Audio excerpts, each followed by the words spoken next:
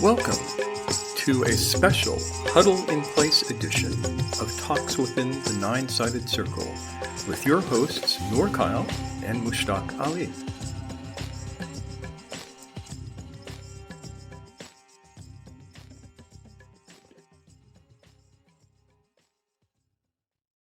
Record to this computer. Here we are. So, as you probably know by now, I am Mushtaq Ali, and this is my co-host over here. Noor Kyle, yep. And we're here doing a special Talks Within the Nine-Sided Circle Plague Edition for you. This is where we huddle in place all together. Yeah, so Mushtaq is in the Bay Area. That's San Francisco, California-ish. Yeah, and, South Bay. Yeah, and I'm in LA County, in the LA area, just westish of downtown Los Angeles, California. And both of our cities now are on, well, we're ordered to stay home, basically. We can still go out. We can still go grocery shopping and go to necessary doctor's appointments and get takeout and delivery as far as restaurants go, but not a lot else is open. Nope. Yep. I did hear that marijuana dispensaries are considered an essential business, so that's kind of funny. Oh yeah, especially up here. You can actually smell the weed when you go outside. They're trying to keep everyone like docile, so but yeah, no clubs, no bars, movie theaters are closed. Gyms are closed. Gyms are closed. Yeah, anything considered non-essential is basically pharmacies are open, restaurants are open, stores, food stores are open, and that's about it. Yeah, and it's not martial law right now. They're not, using law enforcement to enforce this safer at home thing that we have going on. But there's definitely a lot of social pressure to some extent. And I think people want to have that be the motivator rather than make this a martial law type of thing. That said, as a last resort, it is a misdemeanor to not be 6 feet apart in public and things like that. You're supposed to only be close to people in your household. Yep. So because of all of this craziness, Noor and I have decided that we are going to do a brief video every day, except for Sundays where we do our long video. Yeah, so we don't want you guys to get sick of this. But we don't want you to get sick either. So we're going to be giving you tips and tricks for keeping your spirits up, which will hopefully keep your immune system up and generally make life easier. Mm-hmm. Yep. Because we're doing the same thing. We're all in this. Yep. So. Yeah, as you can see, I'm huddled in a cave deep underground. Or is in a weird Chinese temple or something with behind her. And so what shall we talk about today, milady? Well, today we would, I think talking about gratitude is a good start. Yes, gratitude. It is one of the most important practices a person can do at this juncture. Yeah. Yeah. I mean, it's what's going to keep us sane through all this, realizing what we do have right now and appreciating those things and those people and the intangibles and the tangibles that we can be grateful for right now. Yeah.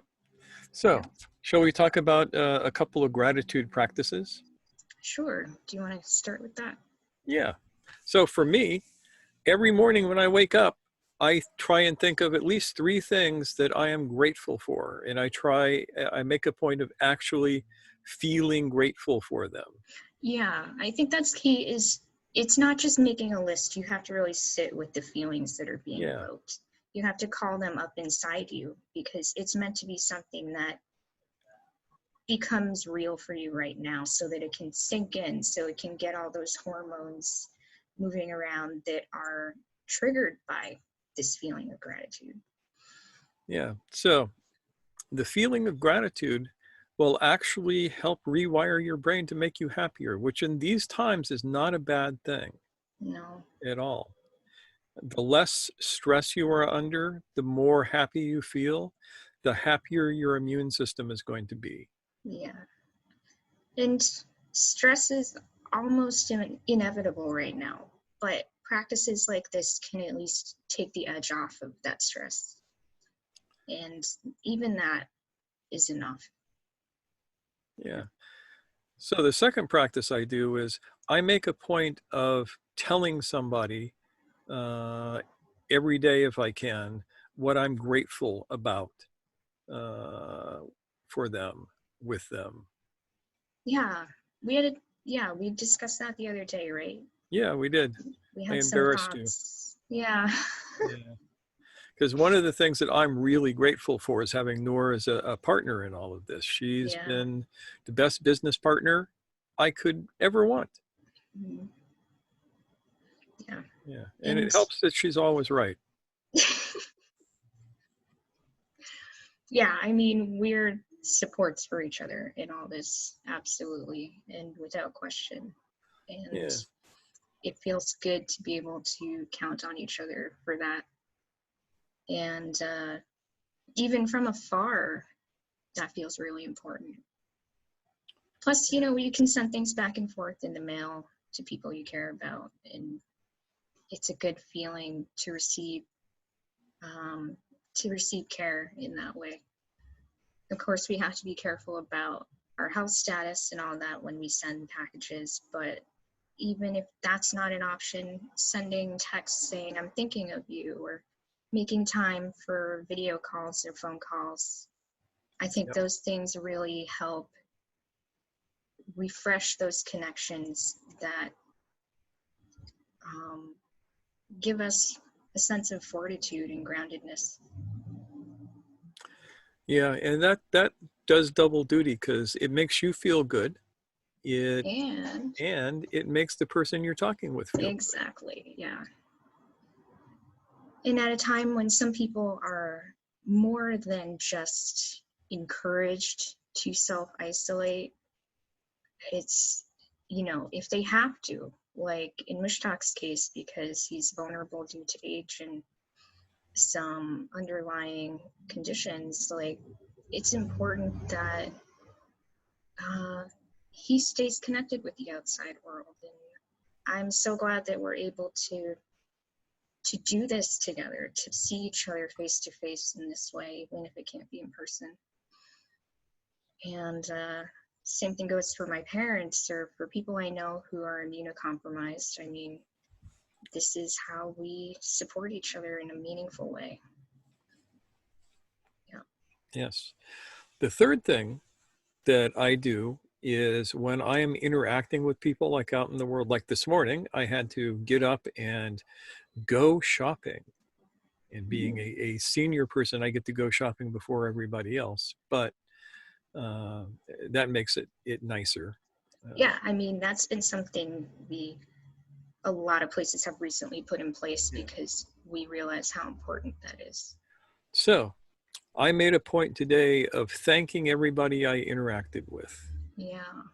And that was the lady in the post office and the people who were checking out in the stores, and telling them that I really appreciated and was grateful for the opportunity to be able to get what I needed without being overrun by all of these youngins who were just bashing through everything and running you over with their carts and shit. Yeah, I mean, there's definitely something to be said about that. I have pictures from my friend of the grocery store last night. The entire produce aisle, except for some radishes, was gone. And it's good that the people who really need that sustenance, I mean, we all do, of course, but the people who are taking risks every time they go out, they need that food. And I'm so glad that this morning time is an opportunity for people to get what they need in a Yeah. safer setting. Yeah. and telling the people in the store that you were grateful for it, it put a smile on Yes. every single person's face. They need to hear that right Yeah, they now. do need to hear that because they're busting their ass. And when they smile at you, it makes you feel good.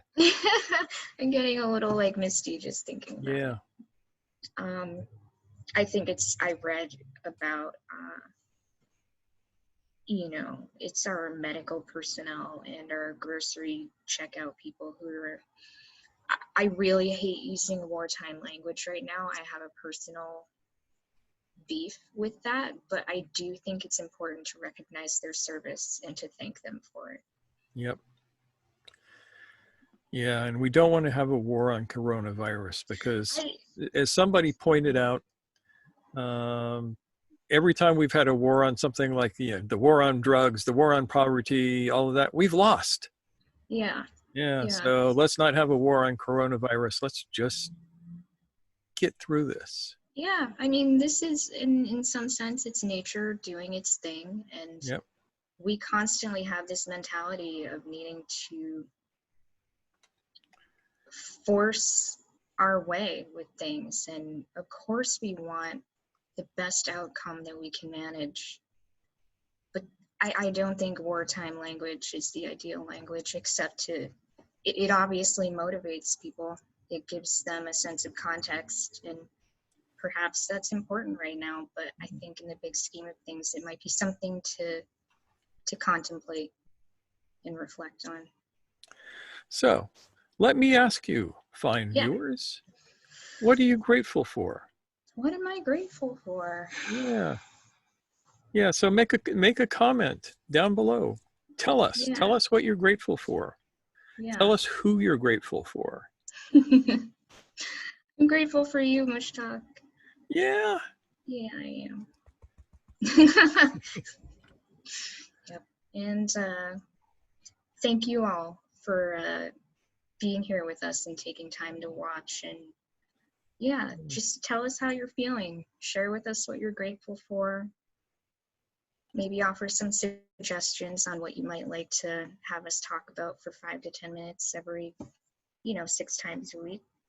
And we're going to play it by ear and we're going to get through this together. Yeah. So with no further ado, we will bid you good day and we'll see you tomorrow. Yeah. Take good care, everyone. Bye.